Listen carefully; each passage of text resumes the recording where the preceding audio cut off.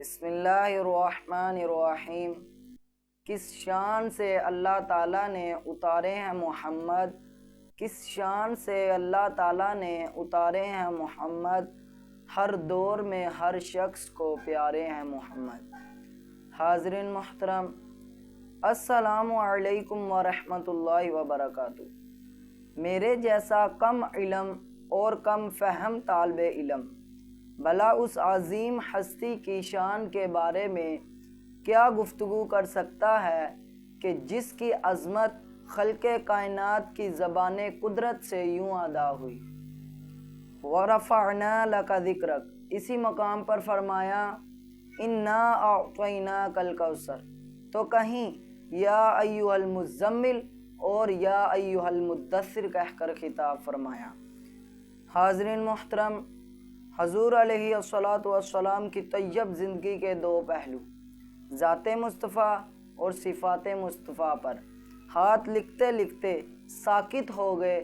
زبانیں مدحت کرتی کرتی خاموش ہو گئی، اور محقق تحقیق کرتے کرتے ملک کے عدم کو روانہ ہو گئے، مفسر تفسیر کرتے کرتے موت کی آغوش میں چلے گئے، مگر ذات مصطفیٰ اور صفات مصطفیٰ کا ایک بھی باب مکمل نہ ہوا۔ حاضرین محترم، میری کیا مجال کہ میں اس محجبین کی شان کے بارے میں لب کشائی کروں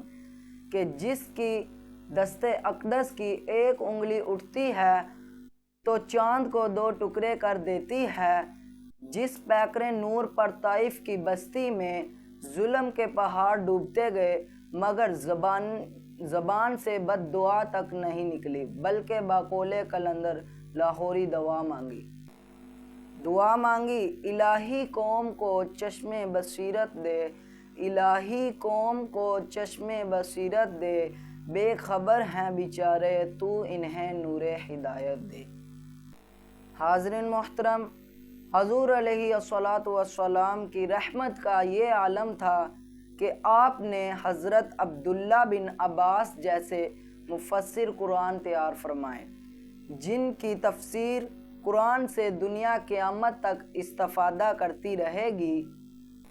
اور باحثیت جرنیل ایسے سپہ سالار تیار فرمائے کہ زمانہ انہیں خالد بن ولید کے نام سے جانتا ہے۔ سچائی کی تربیت کی تو صدیق اکبر بنا دیا، عدل کا درس دیا تو فاروق اعظم بنا دیا، اور سخاوت کی نگاہ اٹھائی تو عثمان غنی بنا دیا، اور مکتب شجاعت میں علی شیر خدا بنا دیا۔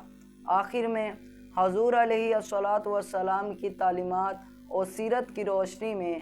حاضرین کو ایک پیغام دے کر اجازت چاہوں گا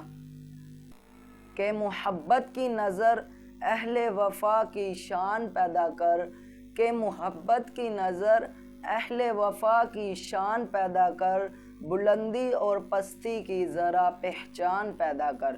دماغ و دل کی اکثر قوتیں پنہاں رہیں اب تک، دماغ و دل کی اکثر قوتیں پنہاں رہیں اب تک، کوئی ان کے ابھرنے کا بھی اب سامان پیدا کر، نہ ہو ماحول سے مایوس، دنیا خود بنا اپنی، دلوں میں حوصلہ اور حوصلوں میں جان پیدا کر، تجھے تیری گزشتہ سر بلندی پھر سے حاصل ہو، تجھے تیری گزشتہ سر بلندی پھر سے حاصل ہو، وہ حکمت، وہ ہنر، وہ ذوق اے نادان پیدا کر، وما علینا الا البلاغ المبین۔